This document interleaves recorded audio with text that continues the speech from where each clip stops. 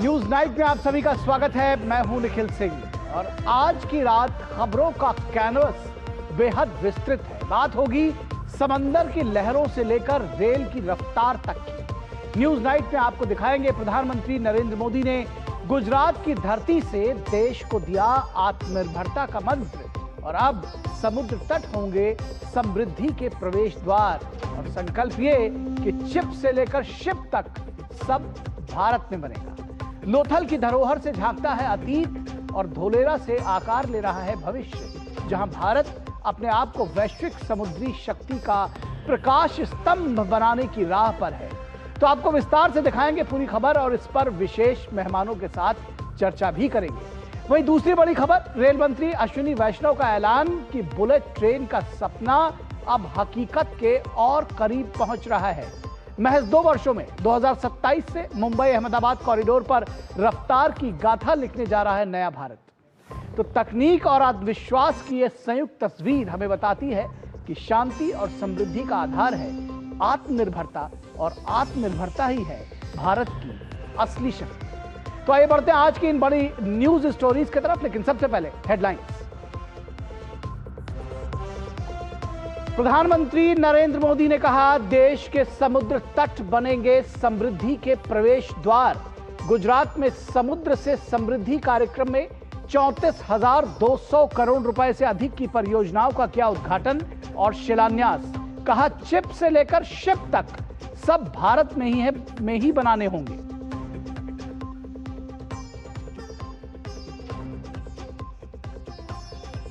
प्रधानमंत्री ने आत्मनिर्भर भारत की दिशा में मैरीटाइम सेक्टर में किया बड़ा ऐलान। बड़े जहाजों को इंफ्रास्ट्रक्चर का दर्जा। प्रधानमंत्री ने लोथल में लगभग 4,500 करोड़ रुपए की लागत से विकसित किए जा रहे राष्ट्रीय समुद्री विरासत परिसर का किया दौरा।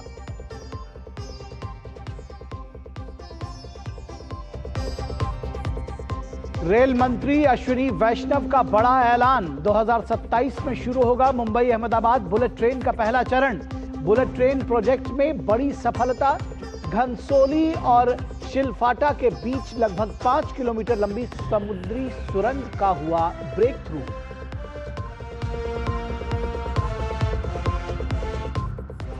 केंद्रीय वाणिज्य एवं उद्योग मंत्री पीयूष गोयल ने भारत के डिजिटल व्यापार और निर्यात प्रतिस्पर्धा को बढ़ावा देने के लिए लॉजिस्टिक्स डेटा बैंक यानी LDB 2.0 का किया शुभारंभ। पीयूष गोयल ने कहा इससे भारत को एक निर्यात महाशक्ति बनाने में मिलेगी मदद।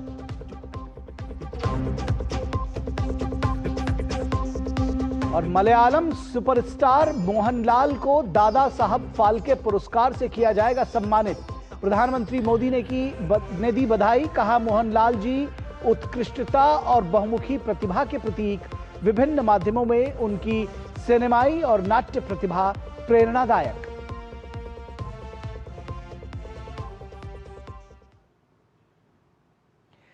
तो न्यूज नाइट में सबसे पहले बात करेंगे समुद्र से समृद्धि तक की। प्रधानमंत्री के भावनगर में उन्होंने समुद्र से समृद्धि के तहत 34,200 करोड़ रुपए की परियोजनाओं का उद्घाटन और शिलान्यास किया। प्रधानमंत्री ने आत्मनिर्भर भारत के लिए आह्वान किया और कहा कि आज के युग में यह जरूरी है कि भारत में ही चिप से लेकर शिप तक का निर्माण हो। देखिए यह रिपोर्ट।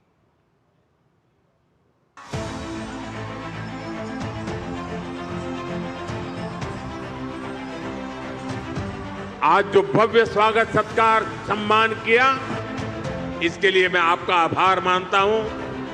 और मुझे मालूम है जब ऑपरेशन सिंदूर हुआ तो पूरा भावनगर मैदान में था। आपका मिजाज का मुझे पता है। मैं इसके लिए भी आपका बहुत बहुत आभार व्यक्त करता हूं। भावनगરના भाइयों बहनों, નવરાત્રિની માંડવીઓ જરા જોર લગાવજો અને દેશના બધા લોકોને આત્મનિર્ભર ભારતનો સંદેશ આપણી માંડવીમાંથી પણ મળે।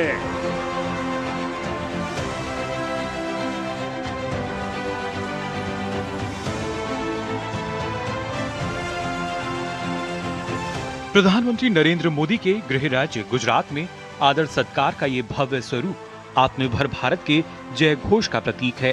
जिसकी बानगी भावनगर में समुद्र से समृद्धि कार्यक्रम के दौरान 34,200 करोड़ रुपए से अधिक की अनेक विकास परियोजनाओं के उद्घाटन और शिलान्यास कार्यक्रम के दौरान भी देखने को मिली। इस मौके पर पीएम मोदी ने स्पष्ट शब्दों में दूसरे देशों पर निर्भरता को देश का सबसे बड़ा दुश्मन बताया और कहा कि 140 करोड़ देशवासियों का एक ही संकल्प होना चाहिए, चिप हो या शिप, हमें भारत में ही बनाना होगा। आत्मनिर्भर होने के अलावा भारत के पास कोई विकल्प नहीं है। 140 करोड़ देशवासियों का एक ही संकल्प होना चाहिए, चीप हो या शिप, हमें भारत में ही बनाने होंगे। प्रधानमंत्री नरेंद्र मोदी ने कहा कि भारत मैरीटाइम सेक्टर में भी अगले दौर के सुधार करने जा रहा है और इस कड़ी में बड़े जहाजों को इंफ्रास्ट्रक्चर के रूप में मान्यता दे दी गई है। उन्होंने कहा कि शिपिंग क्षेत्र में भारत सदियों से दुनिया की बड़ी ताकत था, लेकिन कांग्रेस की नीतियों के कारण इसे भारी नुकसान हुआ। लंबे समय तक कांग्रेस सरकार ने देश को लाइसेंस कोटा राज में उलझाए रखा, दुनिया के बाजार से अलग थलग रखा। ग्लोबलाइजेशन का दौर आया तो सिर्फ इंपोर्ट का ही रास्ता पकड़ लिया गया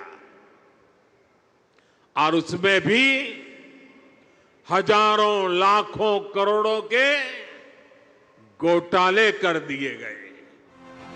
प्रधानमंत्री नरेंद्र मोदी ने धोलेरा विशेष निवेश क्षेत्र का हवाई सर्वेक्षण किया, जिसकी परिकल्पना एक हरित औद्योगिक शहर के रूप में की गई है, जो दीर्घकालिक औद्योगिकरण, स्मार्ट बुनियादी ढांचे और वैश्विक निवेश पर आधारित है। प्रधानमंत्री नरेंद्र मोदी ने लोथल में लगभग 4,500 करोड़ रुपए की लागत से विकसित किए जा रहे राष्ट्रीय समुद्री विरासत परिसर यानी NHMC का भी दौरा किया और उसकी प्रगति की समीक्षा भी की। यह परिसर भारत की प्राचीन समुद्री परंपराओं का उत्सव मनाने और उन्हें संरक्षित करने के साथ ही पर्यटन, अनुसंधान, शिक्षा और कौशल विकास के केंद्र के रूप में कार्य करेगा। ब्यूरो इनपुट के साथ भावनगर से शैलेंद्र और लोथल से विशाल बैरिस्टो की रिपोर्ट, DD न्यूज। और यहाँ बात करेंगे कि समुद्र से समृद्धि, आत्मनिर्भर भारत की राह जो है वो किस तरह से आगे बढ़ेगी, और यही आज हमारी विशेष चर्चा का विषय भी है। इस पर हम आज चर्चा करेंगे अपने खास मेहमानों के साथ। हमारी विशेष चर्चा का विषय है समुद्र से समृद्धि, आत्मनिर्भर भारत की राह। समुद्र से समृद्धि, आत्मनिर्भर भारत की राह। और इस पर बातचीत करने के लिए दो खास मेहमान हमारे साथ जुड़े हुए हैं। हमारे साथ प्रफुल्ल केतकर जो कि वरिष्ठ पत्रकार हैं, संपादक हैं ऑर्गेनाइजर के, हमारे साथ जुड़े हैं। प्रफुल्ल जी बहुत स्वागत है। हमारे साथ दूसरी वरिष्ठ पत्रकार दीपशिखा सिकरवार जो कि सीनियर एडिटर है इकोनॉमिक टाइम्स की, जुड़ी हैं। दीपशिखा जी बहुत स्वागत है। प्रफुल्ल जी, अगर हम आपके साथ शुरुआत करें और समझना चाहें, जिस तरह से प्रधानमंत्री ने आज आह्वान किया कि चिप से लेकर शिप तक सबका निर्माण भारत में होना चाहिए, तो इलेक्ट्रॉनिक से लेकर शिपिंग तक की अगर हम बात करें, पूरी वैल्यू चेन, किस तरह से आपको लगता है कि ये जो आत्मनिर्भरता का एक आह्वान है कितना सफल और सकारात्मक हो सकता है भारत में? कितना हम इस वैल्यू चेन को बनाए रख सकते हैं? कैसे लगता है आपको? लेकिन हमको सबसे पहले तो ये समझना चाहिए, जब प्रधानमंत्री जी ने आज जो योजना का एक तरीके से शुभारंभ किया है समुद्र से समृद्धि का, विश्व में कोई भी महाशक्ति बनी है तो उसमें मैरीटाइम का बहुत बड़ा रोल रहा है। चाहे आप पोर्तुगाल का देख लीजिए, चाहे आप ब्रिटेन का देख लीजिए, बाद में अमेरिका देख लीजिए। तो और हम भी, जब प्रधानमंत्री जी ने जो आज कहा कि हम भी जब एक तरीके से विश्व में एक महाशक्ति के रूप में थे, तो हमारे व्यापार में इस समुद्री मार्ग का, मैरीटाइम का एक बहुत बड़ा रोल था। ये सिंबलिकली, मतलब ये जिसको प्रधानमंत्री कहते हैं कि विरासत भी है और विकास भी है। लोथल हमारी विरासत है और लोथल हमारा विकास की अपॉर्चुनिटी भी है। आज जिस तरह का माहौल इस सारे टेरिफ वॉर के इसमें बना हुआ है, ऐसे में ये एक प्रधानमंत्री ने एक नई पहल की है कि हमारा आत्मनिर्भरता का लक्ष्य है ही, लेकिन उसमें जो ग्रीन इकोनॉमी है उसके साथ ब्लू इकोनॉमी जोड़ना। ये ब्लू इकोनॉमी का एक तरफ चिप का हमने अपनी खुद की चिप डेवलप की, और शिपिंग का जो एक बहुत बड़ा सेंटर जो लोथल हुआ करता था उसका एक तरीके से हम मैरीटाइम कॉम्प्लेक्स के रूप में पुनर्निर्माण भी कर रहे हैं। तो मुझे लगता है कि ये एक विकास की समग्र दृष्टि, जिसमें मैरीटाइम बॉर्डर्स का विकास, मैरीटाइम के साथ साथ जो ब्लू इकोनॉमी में एक तरीके से हम एससीजेड्स डेवलप कर रहे हैं उसका विकास, और उसमें फिर शिपिंग एक बहुत बड़ी इंडस्ट्री है जिसमें शिप बिल्डिंग भी होता है और शिप डिसमेंटलिंग भी होता है जी। मुझे लगता है कि जब कार्गो हब हम शिपिंग के सेक्टर में बनेगा तो भारत आत्मनिर्भरता में नई छलांग इसके आधार पर लगा सकता है, और इसमें इस दृष्टि से मुझे लगता है इस परियोजना को देखना चाहिए। बिल्कुल। जब आप कहते हैं कि नई छलांग लगाने के लिए हम आगे बढ़ रहे हैं, दीपशिखा जी, जब हम जिस तरह से अभी प्रफुल्ल जी ने जिक्र किया और प्रधानमंत्री की बात को कोट किया, दरअसल कि पहले के ज़माने में, ज़्यादा पुरानी बात नहीं, वो कहते हैं 50 साल पहले तक हमारा जो शिपिंग सेक्टर था वो मतलब एक अच्छी राह पर था, और अब वो 40% से घटकर 5% पर रह गया। किस तरह से अब इसको देखते हैं, मतलब जब जागो तभी सवेरा, अगर इसको इस लिहाज से समझा जाए तो किस तरह से प्रधानमंत्री नरेंद्र मोदी के मैरीटाइम विजन को देखती, कैसे उसका आकलन करेंगे आप? देखिए, प्रधानमंत्री ने एक जो बात कही है वो बहुत अहम है, और बहुत ही सटीक तरीके से उन्होंने आज बात कही कि आत्मनिर्भरता जो है कितनी जरूरी है हर क्षेत्र में, चाहे चिप्स हो या शिप्स हो। और उन्होंने बताया कि किस तरह से भारत जो है एक समय में जो काफी आगे था इस क्षेत्र में, अभी उतना आगे नहीं है, काफी पीछे आ गया है, और हमको आत्मनिर्भर इसमें बनना होगा क्योंकि हम इतनी विदेशी मुद्रा इस पर शिपिंग फ्रेट पर खर्च करते हैं, ट्रेडर्स जो है अपना सामान बाहर भेजने के लिए या मंगाने के लिए, उसकी जो सेविंग है उसका कितना डिफेंस में अलग अलग क्षेत्रों में इस्तेमाल किया जा सकता है। तो मुद्दा ये है कि हम जिस तरह से बाकी क्षेत्रों में आत्मनिर्भरता पर सरकार जोर दे रही है और बहुत सारे क्षेत्रों में इस पर काम भी हुआ है, तो इस मैरीटाइम के क्षेत्र में, शिपिंग के क्षेत्र में हमको आगे बढ़ना है। और आपको याद होगा कि एक मैरीटाइम विजन डॉक्यूमेंट जो है 2047 सरकार लेकर आई थी। उसके अलावा जो अभी पार्लियामेंट का संसद का सत्र जो गया है उसमें भी कानूनों में परिवर्तन किया गया, मर्चेंट बिल पास हुआ। तो ये कोशिश ही की जा रही है कि सक्षम बनाया जाए और इस क्षेत्र को बल दिया जाए ताकि हम इस क्षेत्र में आत्मनिर्भर बन पाए। जी बिल्कुल। प्रफुल्ल जी, जब शिपिंग फ्रेट की बात होती है, 6 लाख करोड़ रुपए का उसका आंकड़ा बताया गया था, जो कि बहुत हेफ्टी है। तो अगर आप पिछले दिनों की तुलना और आज के लिहाज से उसको करें तो परिदृश्य में कितना अंतर आने जा रहा है? और इसमें मैं ये भी जोड़ूं कि राजनीतिक इच्छा शक्ति, दृढ़ राजनीतिक इच्छा शक्ति कितनी ज़रूरी है, क्योंकि जो विजन है, कोई एक विजन होना चाहिए, फिर उसको यथार्थ के धरातल पर लेकर आना होगा। देखिए, मैं जैसे बता रहा था निखिल पहले कि चाइना, एक जमाने में चाइना के साथ सबसे बड़ी समस्या यही है कि चाइना को कोई मैरीटाइम एक्सेस डायरेक्ट नहीं है, इसीलिए वो चाहे पाकिस्तान के थ्रू, चाहे वो नीचे से इंडियन ओशन के थ्रू मैरीटाइम एक्सेस के लिए हमेशा जूझते रहता है।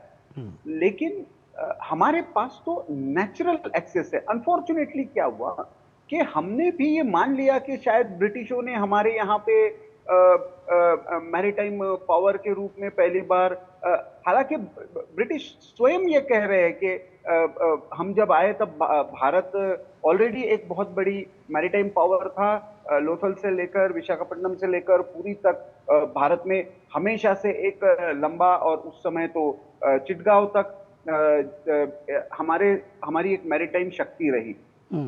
किसी भी देश को शांति, स्थिरता, समृद्धि, इसके लिए मुझे लगता है कि इस मैरीटाइम पावर की, तो हमने पहले तो एक सागरमाला की परियोजना का विकास किया।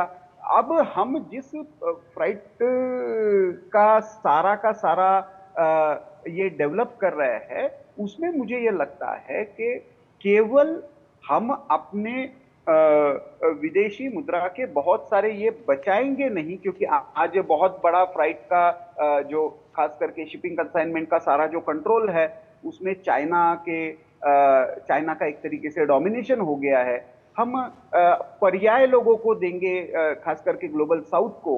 दूसरी बात यह है, मुझे जो लगता है कि हमने पिछले 6-7 दशकों में जो हमारे लिए इस क्षेत्र में जो संभावनाएं थी, चाहे वो लाइसेंस कोटा राज के कारण हो, जैसे प्रधानमंत्री ने कहा, या हमने केवल इसको एक इंपोर्ट के रूप में या केवल एक एक्सेस के रूप में ही देखा। हमने अपना इंफ्रास्ट्रक्चर जहाजों को ये जो इंफ्रास्ट्रक्चर के रूप में मान्यता देने का ये जो नेक्स्ट जनरेशन रिफॉर्म का एक तरीके से निर्णय है इस सरकार का, मुझे लगता है कि एक महत्वपूर्ण निर्णय साबित होगा।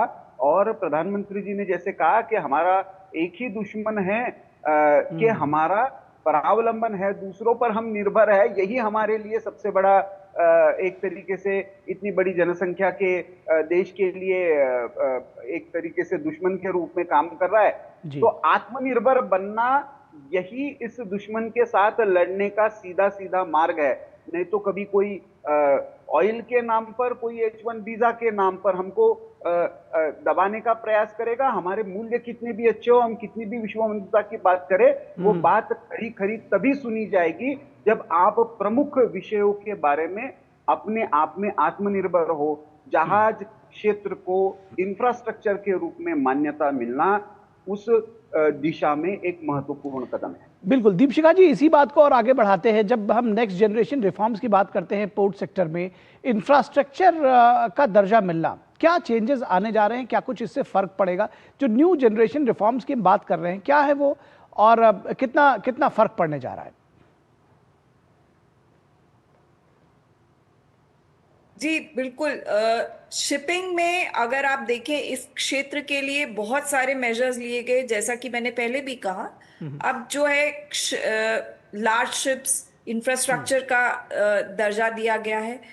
ये एक इस क्षेत्र के लिए बहुत बड़ी एक डिमांड थी, प्राइवेट निजी क्षेत्र के तरफ से बहुत डिमांड आ रही थी। उनके लिए फाइनेंसिंग जो है उसमें बहुत कॉस्ट कम हो जाती है। बहुत सारी जगहों पर जब इंफ्रास्ट्रक्चर का दर्जा मिल जाता है तो आपके लिए चीजों बहुत जो बैंक्स हैं या बड़े बड़े जो इंफ्रास्ट्रक्चर के जो लेंडिंग करते हैं इस क्षेत्र के लिए, वो आपको आसान दरों पर आपको ब्याज दे सकते हैं। इंफ्रास्ट्रक्चर स्टेटस के बाद फॉरेन फंड्स भी आप इस क्षेत्र में बहुत आसानी से आ सकते हैं।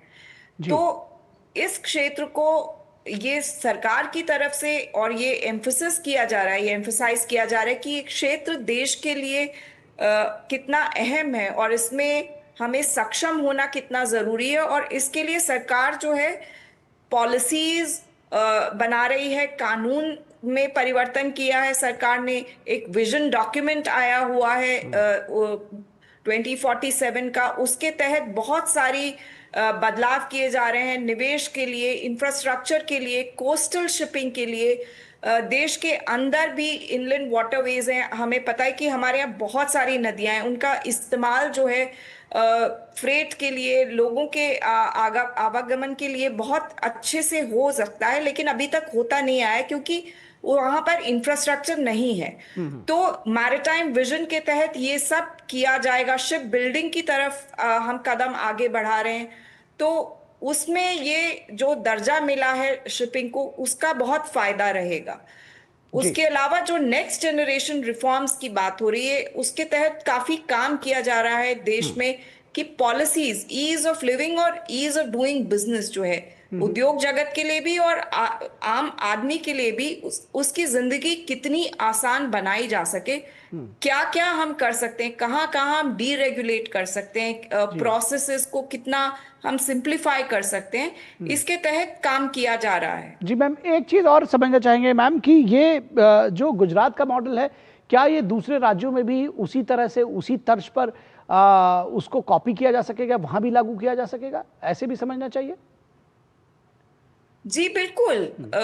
ये वहां पर जो भी सरकार ने किया है कि देखिए, गुजरात एक कोस्टल स्टेट है जहां पर एक बहुत बड़ी कोस्ट लाइन है जिसका जिसकी बहुत अहमियत है हमारे देश के एक्सपोर्ट सेक्टर के लिए, ट्रेड सेक्टर के लिए, क्योंकि वहां पे जो पोर्ट्स हैं वहां से बहुत काम होता है। तो ये आगे भी जो हमारी इतनी बड़ी कोस्ट लाइन है हमारे देश की, यही चीज बाकी राज्यों में भी हम कर सकते हैं। हमने देखा केरला में भी एक बहुत बड़ा पोर्ट आ रहा है। जी। उसके अलावा हम निकोबार में नए पोर्ट की बात कर रहे हैं, ट्रांसशिपमेंट हब की बात कर रहे हैं। तो ये आत्मनिर्भर बनने की तरफ जो हम कदम उठा रहे हैं, या इसके लिए जो एक ढांचा तैयार किया जा रहा है, उसमें बाकी राज्य और पूरे देश को शामिल किया जा रहा है कि पूरे देश का जो इंफ्रास्ट्रक्चर है, शिपिंग से, वाटरवेज से, कोस्टल शिपिंग से, और उसके अलावा भारत इस क्षेत्र में कितना आगे बढ़ सकता है। जी। क्योंकि अभी तक हमने देखा है कि हमारे देश की नहीं, और भी देशों की निर्भरता, एक देश जो है शिपिंग लाइंस और बहुत सारे जो है उस पे उनका काफी वो आगे निकल गए हैं। तो भारत इस दिशा में क्या कर सकता है, जी, ये बिल्कुल। जो पूरा कार्यक्रम है उस दिशा में है आगे ले जाने के लिए। अच्छा प्रफुल्ल जी, दो बातें अगर मैं समझना चाहूँ। एक तो सीधे तौर पर जिस तरह से प्रधानमंत्री ने भी कहा कि जो कांग्रेस की सरकारें थी उन्होंने इस पर ध्यान नहीं दिया, जिसकी वजह से जो देखा गया ना कि फ्रेट कितना ज़्यादा कितना हेफ्टी अमाउंट जो है वो देना पड़ता था देश को। तो टाइम और मनी दोनों जो है समय के साथ हमने उसको लूज किया। क्या चैलेंजेस हमारे साथ सामने आगे आपको दिखाई दे रही हैं? क्योंकि जिसको कहते हैं ना, Rome was not built in a day, ये जरूर संकल्प है हमारा, लेकिन उसको पूरा करने के लिए चैलेंजेस भी है। बिल्कुल है। नहीं, क्या होता है ना कि जैसे ही हम अभी हमने देखिए बाहर जाकर भी कहीं पे पोर्ट डेवलपमेंट का ये किया, चाहे हम चाबार का कर रहे हैं या फिर हम इजराइल में भी हाइफा का, तो उसमें भी हमने ये कोई सरकार केवल पोर्ट डेवलपमेंट करती नहीं है। जब एक पोर्ट डेवलप होता है तो पोर्ट के साथ शिपिंग के साथ वाटरवेज के साथ सारा का सारा फ्रेट, फिर उसके साथ उस ट्रेड को ले जाने वाली रोड की कनेक्टिविटी, उसके साथ साथ फिर कार्गो हैंडलिंग की फैसिलिटीज, कंटेनर बर्थ जो होते हैं वो, ये सारा बिजनेस मॉडल उसके साथ कनेक्ट करता है। तो इसमें प्राइवेट प्लेयर्स की बहुत बड़ी भूमिका होती है। अनफॉर्चुनेटली क्या हुआ है हमारे यहाँ पे, पहले तो कुछ किया नहीं, अभी कुछ होता है तो कुछ प्राइवेट प्लेयर्स को टारगेट करने का प्रयास होता है। आपने जैसे पूछा, मुझे जो संभावना दिख रही है, एक तरफ गुजरात का लोथल का मॉडल है, मुंबई में एक बहुत बड़ी संभावना इंटरनेशनल क्रूज टर्मिनल को लेकर है। प्रधानमंत्री जी उसका भी लोकार्पण करेंगे। उधर कोलकाता में श्यामा प्रसाद मुखर्जी पोर्ट जो है वो डेवलप हो रहा है कंटेनर टर्मिनल के रूप में। कार्गो फैसिलिटी के लिए पारादीप पोर्ट डेवलप हो रहा है।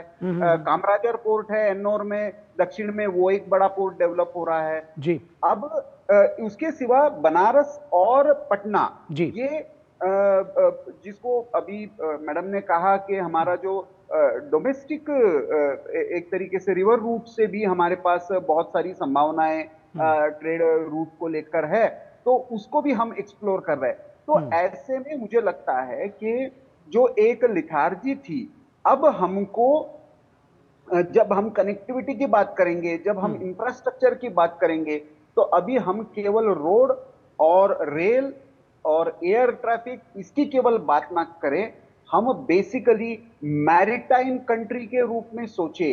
हम तीनों तरफ से समुद्र हमारे पास है, हमारे पास बहुत बड़ा रिवर बेसिन के कनेक्टिविटी है।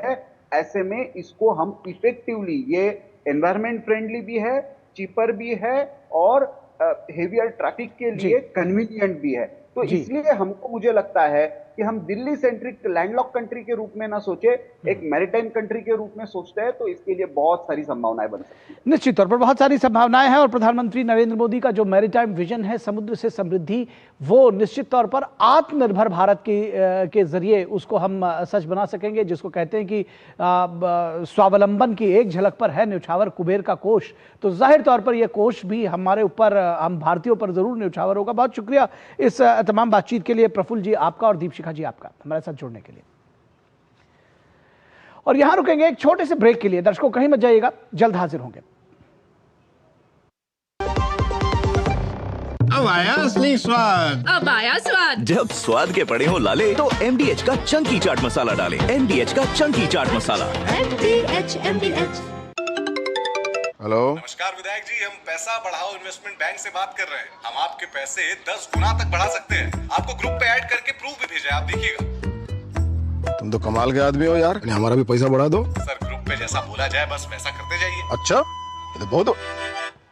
चिंता मत करो, जिस नंबर से तुम कॉल कर रहे हो ना, पुलिस 2 मिनट में उसको देख करके ट्रेस करके पकड़ लेगी तुमको और अंदर। और क्या कर दिया महाराज, आप जैसे पढ़े लिखे लोगों को ये बिल्कुल फर्जी इन्वेस्टमेंट ग्रुप का सदस्य बना करके आपको फंसा रहा है। हमको चूना लगा रहा है। बिल्कुल, आप भी कभी भी किसी अनजान सोशल मीडिया इन्वेस्टमेंट ग्रुप में बिल्कुल न जुड़े। और यदि स्टॉक मार्केट में इन्वेस्टमेंट करना हो तो हमेशा सेबी अप्रूव्ड ऐप से ही करें। आपके लालच को बनाकर हथियार साइबर अपराधी करते हैं आप परिवार। शिकार होने पर ये नंबर पे फोन कीजिए 1930 या फिर ये जो वेबसाइट दिया हो ना नीचे www.cybercrime.gov.in, आपकी स्क्रीन पर वहाँ शिकायत जो है आप दर्ज करें। मेरी पसंद, मेरी पसंद, मेरी पसंद, मेरी पसंद, हमारी पसंद, हम सबकी पसंद। मजबूत देश का मजबूत सरिया हो गया स्टील। पापा, ये रही आपकी दवाई। बेटा, इतनी महंगी दवाइयाँ, हर महीने घर का बजट बिगड़ जाता है। अब टेंशन मत लीजिए पापा, जहाँ पहले लाइफ सेविंग ड्रग्स पर 12% GST देना पड़ता था, अब ये GST फ्री हो गई, जिससे अब हर महीने 10,000 के बिल पर 1200 की बचत होती है। और इंश्योरेंस पे GST तो फ्री है ही, अब सेहत और बजट दोनों सुरक्षित।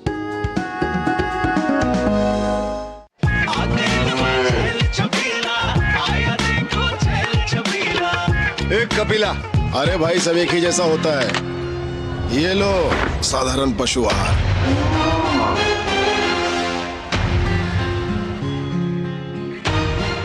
इस देश की हर माँ, बच्चे, बूढ़े, जवान, खिलाड़ी, डॉक्टर, इंजीनियर, सबको गाय भैंस की दूध की शक्ति पर भरोसा है। और जब इन पशुओं को कपिला पशु आहार मिलेगा, तभी तो दूध सिर्फ ज्यादा ही नहीं, शक्ति से भरपूर भी होगा। और ये सच जानते हुए चंद पैसों के लिए तुम देश का भरोसा तोड़ दो। कपिला पशु आहार, देश का नंबर 1 पशु आहार। दादी के हाथों का जादू और खुशबू से महकता घर। MDH गरम मसाला, असली मसालों से भरा हूँ मैं, क्योंकि हर रिश्ता है स्वाद से जुड़ा। स्वागत है आपका ब्रेक के बाद। और आत्मनिर्भर भारत की हम बात कर रहे हैं, तो उस आत्मनिर्भर भारत का सफर अब बुलेट की रफ्तार से होगा। ऐसा इसलिए कह रहा हूं क्योंकि केवल 2 वर्षों में देश में बुलेट ट्रेन का सपना सच हो सकेगा। 2027 से बुलेट ट्रेन का पहला चरण शुरू होगा। विशेष बात यह है कि बुलेट ट्रेन में रिजर्वेशन कराने का झंझट नहीं होगा और इसका किराया भी काफी कम होगा। इसलिए आत्मनिर्भर भारत की बुलेट ट्रेन को मिडिल क्लास की सवारी माना जा रहा है। देखिए ये रिपोर्ट। बुलेट की रफ्तार से होगा सफर। 2027 से बुलेट ट्रेन का पहला चरण होगा चालू। मिडिल क्लास की सवारी बनेगी बुलेट ट्रेन। टिकट की टेंशन नहीं, किराया भी होगा कम। देश में बुलेट ट्रेन के सपने ने एक बड़ी उड़ान भरी है। रेल मंत्री अश्विनी वैष्णव की मौजूदगी में Mumbai Ahmedabad high speed rail corridor के ठाणे के पास घनसौली और शिल्पफाटा के बीच 4.9 किलोमीटर लंबी सुरंग का ब्रेक थ्रू किया गया, जो एक बड़ी कामयाबी है। समुद्र के नीचे स्थित प्रोजेक्ट का ये हिस्सा थोड़ा मुश्किल था, लेकिन विश्व स्तरीय इंजीनियरिंग से ये सफलता हासिल की गई है। ये सुरंग बांद्रा कुर्ला कॉम्प्लेक्स स्टेशन और शिल्पफाटा के बीच प्रस्तावित 21 किलोमीटर लंबी अंडर सी टनल का हिस्सा है, जिसमें 7 किलोमीटर हिस्सा ठाणे क्रीक के नीचे से होकर गुजरता है। मेरे पीछे आप जो लोग देख रहे हैं दरअसल ये वही लोग हैं जो दिन रात यहाँ पर काम करते हैं और ये काफी इंपॉर्टेंट इसलिए भी माना जाता है कि ये एक अहम अगर देखा जाए माइलस्टोन रहा है इस पूरे प्रोजेक्ट में। आप जो सामने देख रहे हैं दरअसल ये वो ब्रेक थ्रू पॉइंट है जहां दोनों छोर से जो है ये टनल मिलता है, जिसका आज जो है ब्रेक थ्रू किया गया, एक ब्लास्ट यहाँ पर किया गया और इस टनल को जो क्लियर किया गया। ये टनल आगे बना जाएगा और उसके बाद मुंबई में पहुंचने के लिए तकरीबन 21 किलोमीटर अगर देखा जाए ये अंडरग्राउंड ट्रेन होगी, जिसमें 7-7.5 किलोमीटर जो होगा वो अंडर द सी लेवल भी होगा। रेल मंत्री अश्विनी वैष्णव ने इस ब्रेक थ्रू को महत्वपूर्ण सफलता बताया है। उन्होंने कहा कि मुंबई अहमदाबाद बुलेट ट्रेन मुंबई से अहमदाबाद की यात्रा के समय को 2 घंटे 7 मिनट तक कर देगी। रास्ते में ठाणे, वापी, सूरत, बड़ौदा और आणंद जैसे प्रमुख शहर हैं। इन सभी शहरों की अर्थव्यवस्था भी बढ़ेगी। इससे पूरे क्षेत्र को बहुत लाभ होगा। मुंबई से अहमदाबाद की यात्रा हम सब के लिए कंफर्टेबल 2 घंटे 7 मिनट की यात्रा हो जाएगी। रास्ते में बड़े बड़े शहर हैं, ठाणे, वापी, सूरत, बड़ौदा, आणंद, ये सब बड़े बड़े शहर हैं। तो इन सारे के सारे शहरों की इकोनॉमी एक हो जाएगी और उसका एक बड़ा मल्टीप्लायर इम्पैक्ट होगा। रेल मंत्री ने कहा कि शुरू में बुलेट ट्रेन हर आधे घंटे में चलेगी, लेकिन पूरा नेटवर्क स्थिर हो जाने के बाद व्यस्त समय में हर 10 मिनट में सेवा उपलब्ध होगी। अश्विनी वैष्णव ने कहा कि बुलेट ट्रेन मिडिल क्लास की सवारी होगी। रीजनेबल फेयर होगा, इसका बहुत ही रीजनेबल फेयर होगा। अभी मैंने सुबह गूगल मैप पे देखा था मुंबई से अहमदाबाद का कितना टाइम लगता है। आज का गूगल मैप दिखाता है 9 घंटे, तो उसके बजाय 2 घंटे में पहुंचोगे मुंबई से अहमदाबाद, तो बहुत बड़ा एक लाइफ में चेंज आएगा और जो इसका फेयर स्ट्रक्चर रहेगा वो मिडिल क्लास का फेयर स्ट्रक्चर रहेगा।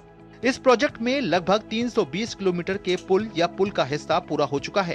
पहला चरण सूरत से बिलीमोरा के बीच 2027 में चालू हो जाएगा। वहीं 2028 में ठाणे तक बुलेट ट्रेन का सफर शुरू होगा और उसके बाद 2029 तक ये प्रोजेक्ट बांद्रा कुर्ला कॉम्प्लेक्स पहुंच जाएगा। ब्यूरो इनपुट्स के साथ शिशिर शेलार की रिपोर्ट, डीडी न्यूज।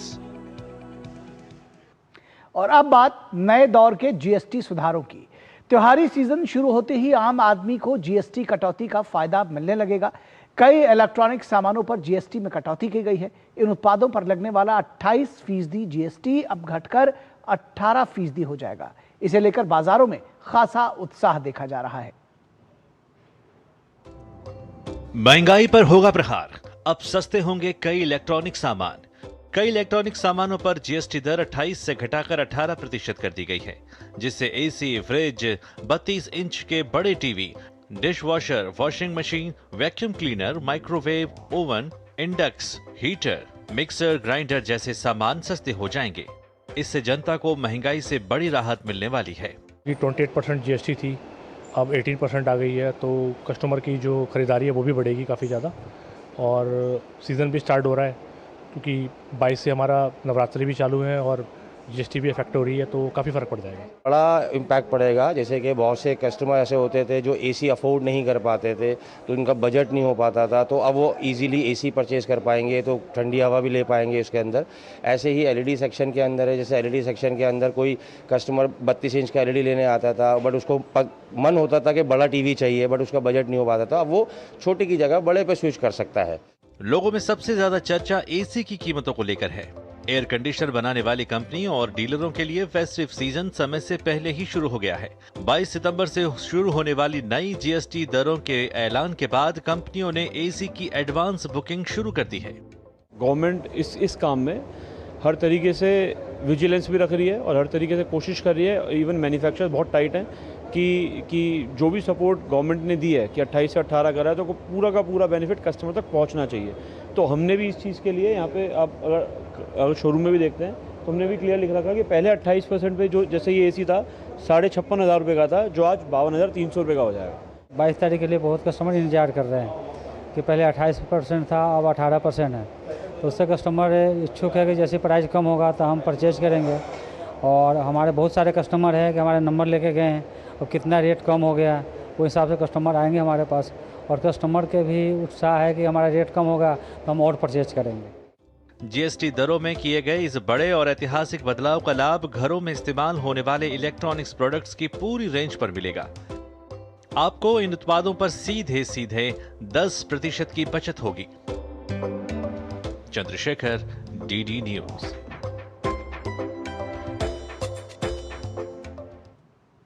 और यहां रुकेंगे एक छोटे से ब्रेक के लिए, कहीं मत जाइएगा, जल्द हाजिर होंगे। सस्ते वाले दाल मसाले स्वाद हुआ बेकार, MDH की हल्दी मिर्ची धनिया करे कमाल, ये रंग दे, ये खुशबू दे, ये तीखा, ये कम पड़े, क्या निराला MDH मसाला। पता है कल जो है मेरे घर पर NSO के अधिकारी आए थे, मैंने तो उन्हें सारी सही जानकारी दे दी। हाँ, मेरे घर पे भी आए थे। अच्छा, तो मैंने भी उनको सारी जानकारी दी। ये NSO क्या है और क्या जानकारी दी आप लोगों ने उन्हें? अरे NSO यानी नेशनल स्टैटिस्टिक्स ऑफिस, जो इस समय पूरे देश में हाउस होल्ड हेल्थ एक्सपेंडिचर सर्वे कर रहा है, जिसके अंतर्गत पूछा जा रहा है कि पिछले 1 साल में किस तरीके की बीमारियां हुई है, कितना खर्चा आया है और बीमा का फायदा हुआ या नहीं। और अगर किसी घर में महिला माँ बनी है, कोई टीकाकरण की गई जाँचें और डिलीवरी किसके द्वारा हुई, कहाँ हुई, और सबसे जरूरी बात, माँ और बच्चा सुरक्षित है या नहीं। और ऐसी स्वास्थ्य संबंधी जानकारियाँ इकट्ठी की जाती हैं और हमसे साझा की गई जानकारी के द्वारा सरकार ये तय करती है कि आने वाले समय में स्वास्थ्य संबंधी नीतियाँ कैसी हों, सुविधाएं बेहतर कैसे बने। और सबसे महत्वपूर्ण बात, ये सारी जानकारी 100% गोपनीय रखी जाती है। हमने तो अपनी जिम्मेदारियां निभा दी, अब बारी है आपकी। सुनो, एक अच्छी इंश्योरेंस पॉलिसी AI से पूछते हैं। एक ऐसी पॉलिसी जिसमें प्रीमियम पेमेंट हो लिमिटेड पर इनकम आती रहे लाइफ टाइम। LIC का जीवन उत्सव। एक ऐसी पॉलिसी जो दे होल लाइफ इंश्योरेंस कवर भी। LIC का जीवन उत्सव। वाह, चलो तो LIC की जीवन उत्सव पॉलिसी ही लेते हैं। मैं भी तुमसे यही कह रही थी, LIC का जीवन उत्सव। लाइफ टाइम सेलिब्रेशन मनाइए LIC के जीवन उत्सव के साथ, फ्यूचर सेट है। जब धरती चीर कर निकलता है लोहे का पत्थर और मिलता है मोंगिया के जोश से, फिर तपता है, पिघलता है और बनता है फौलाद। अब होता है सरिया सारी खूबियों के साथ। मोंगिया स्टील, मजबूत देश का मजबूत सरिया। दिल्ली का सफर हुआ और भी तेज और भी आसान। आज दिल्ली मेट्रो है 289 स्टेशन और 395 किलोमीटर का व्यापक नेटवर्क। 2014 से 2022 तक 27,138 करोड़ रुपए का योगदान। फेज 4 के लिए 52,000 करोड़ का निवेश। जनकपुरी कृष्णा पार्क का नया सेक्शन। ट्रैवलिंग को कन्वीनियंट बनाने के लिए दिल्ली बोले थैंक यू मोदी जी। भारत का GST अब और भी आसान। 4 स्लैब घटकर रह गए सिर्फ 2, 18% और 5%। रोजमर्रा का सामान सस्ता, पढ़ाई और हेल्थ पर GST फ्री, कार बाइक पर हजारों की बचत, मिडिल क्लास की सालाना बचत 40,000 रुपए तक। नेक्स्ट जेन GST के लिए दिल्ली बोले थैंक यू मोदी जी। गोल्डी छोले मसाले, जहाँ जाएं रिश्ते बनाएं। गोल्डी लाए हैं फ्रेश लॉक टेक्नोलॉजी, जो रखे मसालों को हर समय फ्रेश। स्वागत है आपका ब्रेक के बाद। और मेक इन इंडिया के दशक भर चलने वाले समारोह के अवसर पर केंद्रीय वाणिज्य एवं उद्योग मंत्री पीयूष गोयल ने शनिवार को नई दिल्ली में लॉजिस्टिक्स डेटा बैंक LDB 2.0 का शुभारंभ किया। यह पहल भारत को डिजिटल रूप से सशक्त, निवेश और निर्यात प्रतिस्पर्धी अर्थव्यवस्था की ओर बढ़ाएगा। केंद्रीय मंत्री पीयूष गोयल ने कहा कि LDB 2.0 लॉजिस्टिक्स पारिस्थितिकी तंत्र में सुविधाओं और बुनियादी ढांचे की उपलब्धता के बारे में महत्वपूर्ण जानकारी प्रदान करेगा। यह प्रणाली लॉजिस्टिक्स प्रदर्शन की वास्तविक समय पर ट्रैकिंग और मूल्यांकन को सक्षम बनाएगी, जिससे बेहतर योजना, उच्च दक्षता और लागत में कमी को बढ़ावा मिलेगा। गोयल ने कहा कि यह पहल उद्योग और सरकार दोनों के लिए प्रतिस्पर्धात्मकता को मजबूत करने, आपूर्ति श्रृंखला प्रबंधन में सुधार करने और भारत में लॉजिस्टिक्स को अधिक कुशल और व्यापार अनुकूल बनाने के लिए एक महत्वपूर्ण उपकरण के रूप में काम करेगी। NICDC लॉजिस्टिक्स डेटा सर्विसेज द्वारा विकसित LDB 2.0 एक महत्वपूर्ण रूप से उन्नत लॉजिस्टिक्स ट्रैकिंग प्लेटफॉर्म है। यह प्लेटफॉर्म भारत के डिजिटल व्यापार ढांचे को मजबूत करता है। एमएसएमई और निर्यातकों को मदद करता है। और प्रधानमंत्री के प्रधान सचिव डॉक्टर पीके मिश्रा ने आज भारतीय प्रबंधन संस्थान यानी IIM मुंबई के दूसरे दीक्षांत समारोह को संबोधित किया।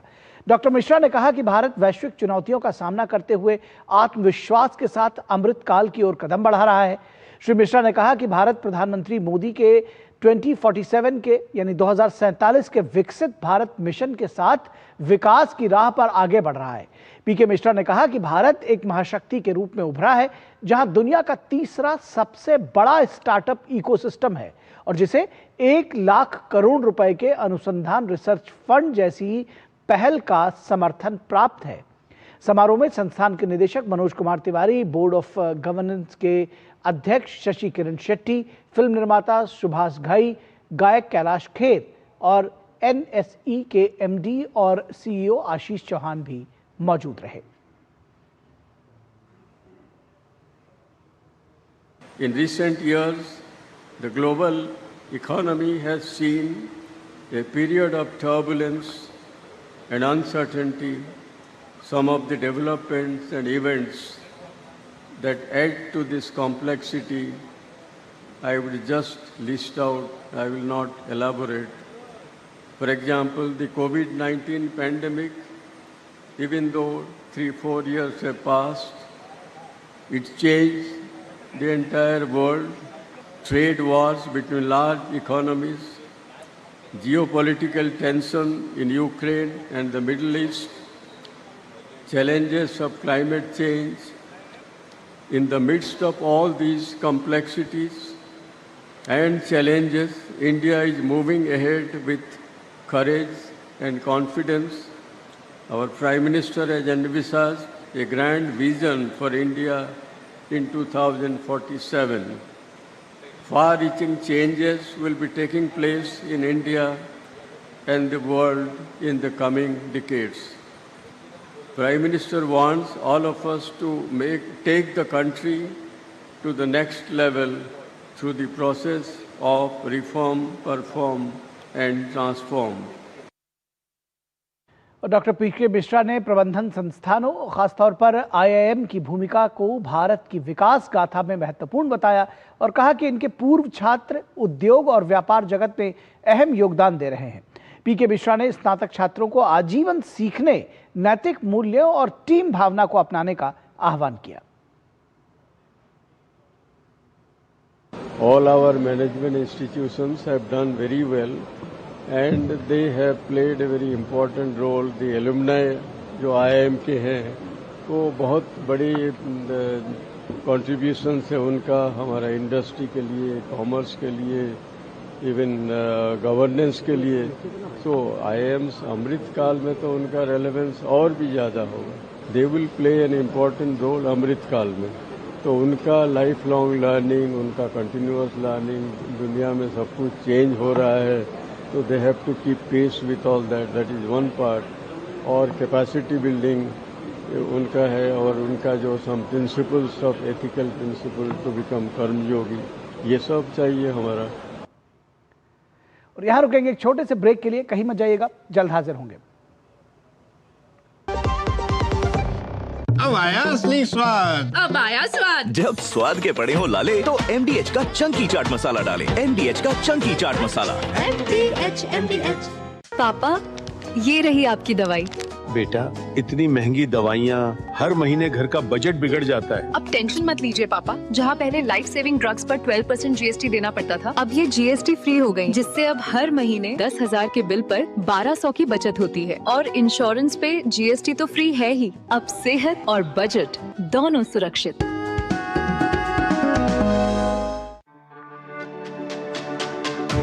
मेरी पसंद, मेरी पसंद, मेरी पसंद, मेरी पसंद, हमारी पसंद, हम सबकी पसंद। मजबूत देश का मजबूत सरिया हो गया स्टील। पता है, कल जो है मेरे घर पर NSO के अधिकारी आए थे।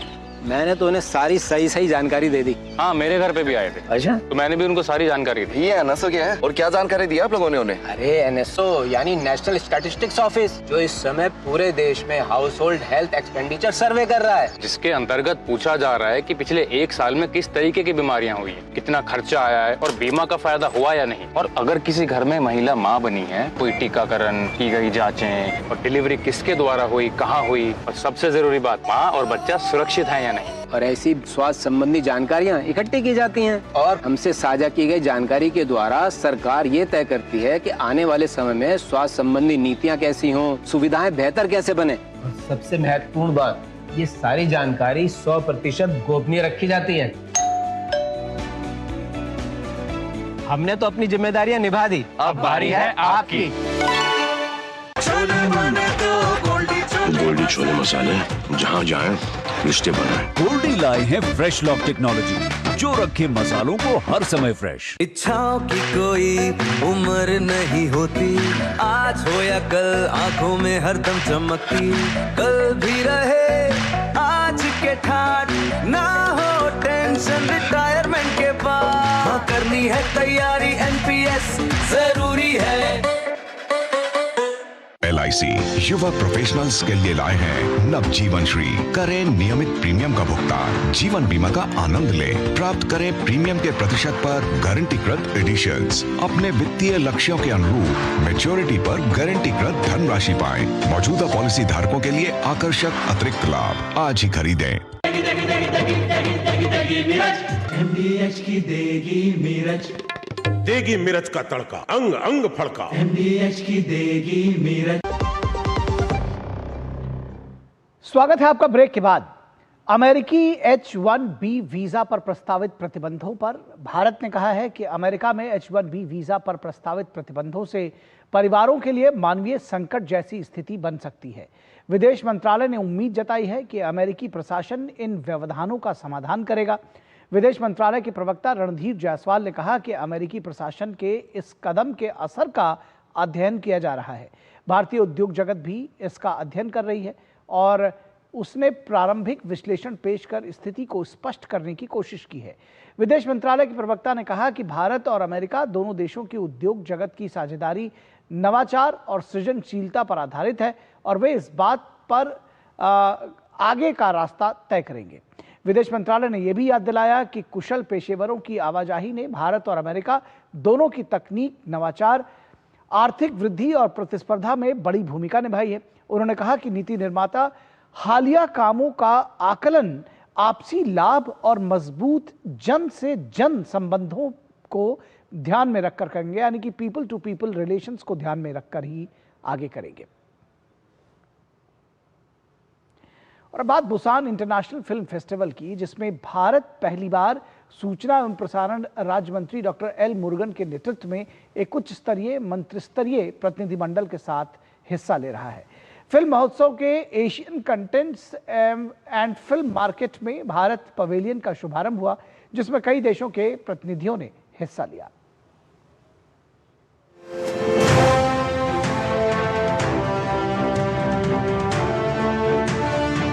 बुसान इंटरनेशनल फिल्म फेस्टिवल और Asian contents and film market Asia का सबसे बड़ा सिनेमाई मंच, और यहीं पर भारत पहली बार एक उच्च स्तरीय मंत्री स्तरीय प्रतिनिधिमंडल के साथ भाग ले रहा है। डॉक्टर एल मुरुगन के नेतृत्व में ये प्रतिनिधिमंडल न केवल भारतीय सिनेमा बल्कि भारत की पूरी रचनात्मक अर्थव्यवस्था का वैश्विक प्रदर्शन करेगा। इतना बड़ा पार्टिसिपेशन ये दिखाता है दैट इंटरनेशनली भारत का इंटरेस्ट, भारत के कंटेंट का इंटरेस्ट बहुत बढ़ रहा है। पहली बार है कि इंडिया पार्टिसिपेट कर रहा है बुसान फिल्म कमीशन में, फिल्म फेस्टिवल में। एक बड़े तौर पे सबसे बड़ा सिलेक्शन है इस साल बुसान फिल्म फेस्टिवल में इंडियंस का, जो कि खुद सिलेक्ट हुए हैं। इन सब के द्वारा यही एक प्रयास है कि भारत के फिल्म मेकर्स को इंटरनेशनली एक पोडियम दिया जाए जहां से वो अपनी बात कह सकें। इंडियन मूवी और इंडियन सिनेमा के बारे में लोगों को जागरूकता है, और अब चूंकि हम ACFM में भारत पवेलियन डाल रहे हैं और इंडियन फिल्म मेकर्स यहाँ आ रहे हैं, तो मुझे लगता है कि ये नेटवर्किंग अपॉर्चुनिटी और बढ़ेगा। भारत पवेलियन की थीम है India creative economy for the world. Bharat वैश्विक ग्लोबल हाउस बनने की ओर अग्रसर है और बुसान में जुटे दुनिया भर के फिल्मकार भारत के साथ सह निर्माण की संभावनाओं को लेकर उत्सुक हैं। It's obviously another sign of times. We can hear loud and clear that India is ready for international collaboration. That was manifested to the international filmmaking community in Mumbai earlier this year at Waves, and their presence here in Busan is absolutely validating that same strategy. We would like collaboration with India to flourish and grow, and we have been working with our partners at NFDC to stimulate that and to connect our filmmakers and see more production being done together. Bharat की 10 बेहतरीन फिल्में इस बार Busan में हैं। इनमें शामिल हैं नीला माधव पांडा की स्पाइंग स्टार्स, संजू सुरेंद्रन की if on a winter night और महर्षि तुहिन कश्यप की कॉक कॉक कुकूक। इसके अलावा 5 भारतीय प्रोजेक्ट्स का चयन एशियन प्रोजेक्ट मार्केट में सह निर्माण के लिए हुआ है, जिनमें सोनी राजदान की डिफिकल्ट डॉटर्स और कुंजिला मस्किला मणि की the last of them plagues जैसी फिल्में शामिल हैं। भारत पेविलियन का अहम हिस्सा है वेव्स बाजार, जो भारतीय फिल्मकारों को, डिस्ट्रीब्यूटर्स को वैश्विक बाजारों से जोड़ता है। बुसान में भारत की मौजूदगी सिर्फ फेस्टिवल पार्टिसिपेशन नहीं है, ये भारत की सॉफ्ट पावर और हमारी सांस्कृतिक कूटनीति का उत्सव भी है। कैमरा पर्सन शिवा के साथ Jaya Sinha, DD news, Busan. और यहाँ रुकेंगे एक छोटे से ब्रेक के लिए, कहीं मत जाइएगा, जल्द हाजिर होंगे। जिन्होंने यूज किया है वो जानते हैं असली हींग का स्वाद। MDH सुपर हींग, शुद्धता का असली तड़का। MDH। यार, उम्र के साथ मेडिकल बिल्स भी बढ़ रहे हैं। बिल्कुल, इसलिए हेल्थ इंश्योरेंस तो जरूरी है, पर भाई प्रीमियम बहुत कॉस्टली पड़ता है। अब नहीं, सरकार ने हेल्थ इंश्योरेंस को GST फ्री कर दिया है। वाह, मतलब मेरी अगले प्रीमियम पे 5,000 से ज्यादा की GST बचत। Enjoy tax-free health insurance.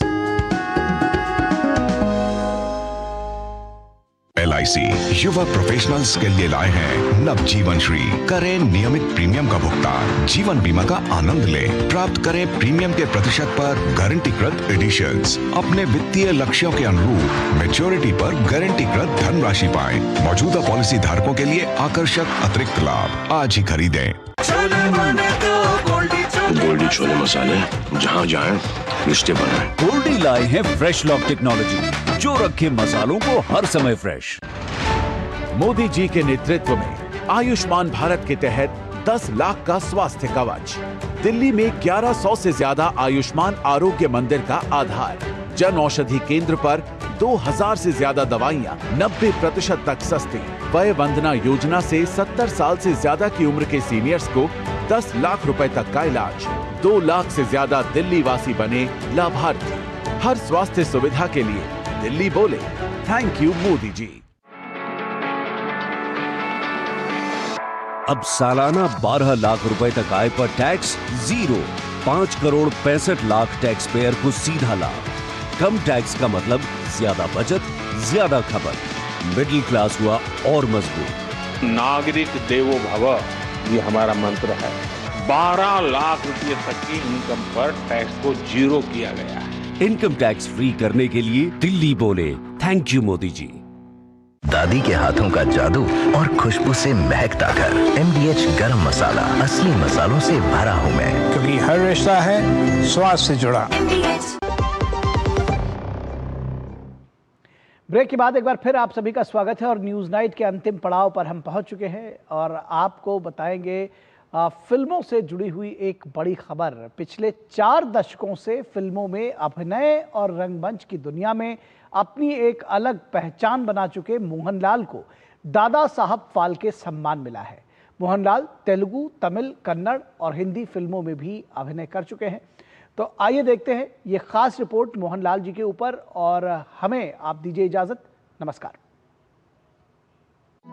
भारतीय सिनेमा में असाधारण योगदान के लिए अभिनेता, निर्माता और निर्देशक मोहनलाल को वर्ष 2023 के लिए फिल्म जगत का सबसे प्रतिष्ठित सम्मान दादा साहेब फाल्के सम्मान दिए जाने की घोषणा की गई है। सूचना एवं प्रसारण मंत्रालय ने एक बयान जारी कर बताया कि उनकी बेजोड़ प्रतिभा, बहुमुखी प्रतिभा और अथक मेहनत ने भारतीय फिल्म इतिहास में एक स्वर्ण मानक स्थापित किया है। मोहनलाल को ये पुरस्कार 23 सितंबर 2025 को 71वें राष्ट्रीय फिल्म पुरस्कार समारोह में प्रदान किया जाएगा। मोहनलाल ने अपने 4 दशकों से भी ज्यादा लंबे करियर में अपनी बेहतरीन अदाकारी, अद्वितीय प्रतिभा और बहुमुखी भूमिकाओं से न केवल मलयालम सिनेमा बल्कि पूरे भारतीय फिल्म जगत में सुनहरा अध्याय लिखा है। उनकी सिनेमाई यात्रा आने वाली पीढ़ियों के लिए प्रेरणा बनी हुई है।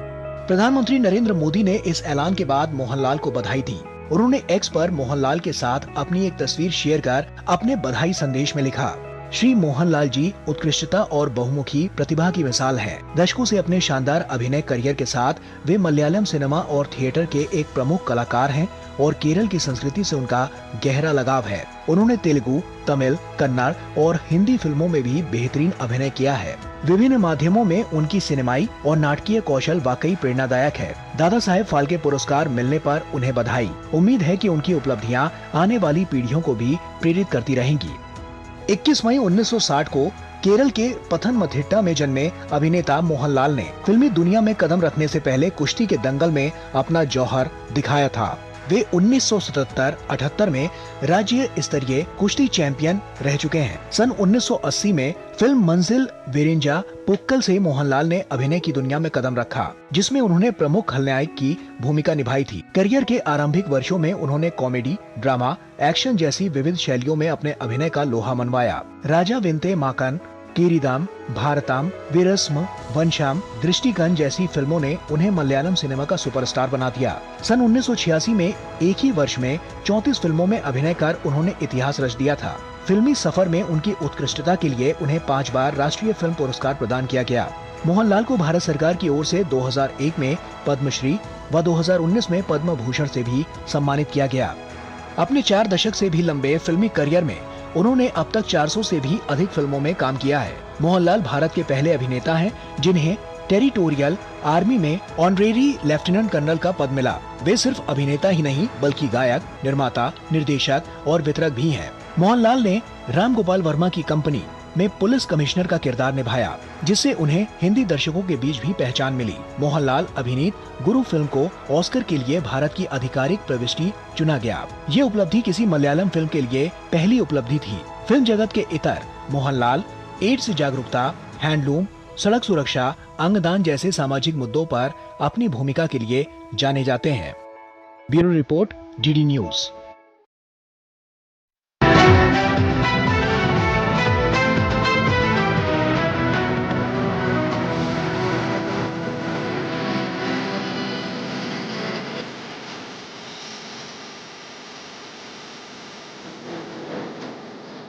न्यूज नाइट के